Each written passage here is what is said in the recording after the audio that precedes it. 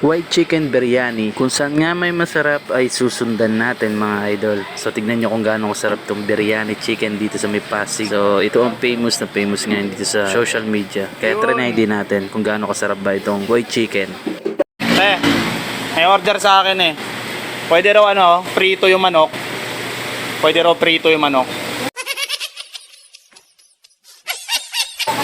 Wala mo lang prito. Inihaw lang, dinangdang.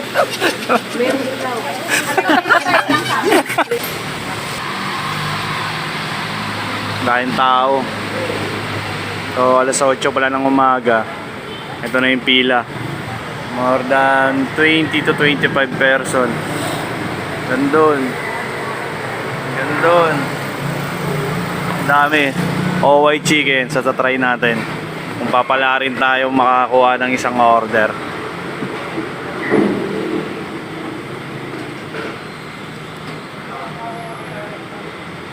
Nakakatakam no. First time mo rin kuya? Oo.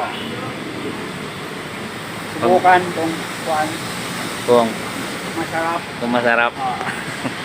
Pag wala pa ng alas 11 bago mag-12 mag-undock sa tayo. Sakto na to, pang tanghalian na. Tanghalian na. Baka makalis tayo alas 12. Alas 12 no. White chicken no. Bakit kaya no? Yun, so ito na, time check natin. Anong oras na kuya? Mga alas 10 na no. 10 AM. Ito na yung pila ngayon, blockbuster na. Salamat sa iyo Kuya Will. Ito na, grabe hanggang doon yung haba ng pila. So, tsatsagain talaga para din sa white chicken.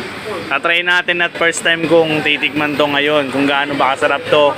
At sa mga nagbabalak na tumikim na itong white chicken dito sa may Pasig, kailangan lang ninyo ng mahabang pasensya at agahanin yung pumila dahil marami pang maaga. So, ito mga idol.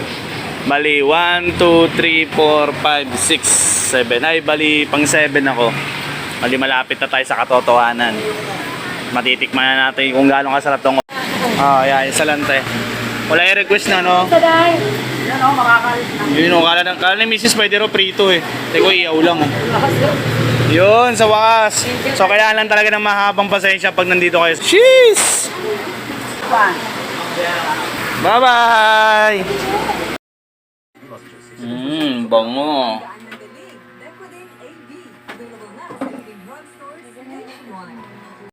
So, try na natin kung gaano kasarap itong white chicken.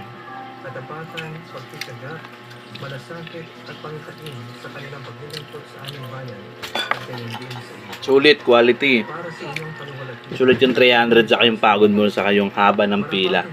So, try nyo rin mga idol. Sa larangan ng siyensa at teknolohiya,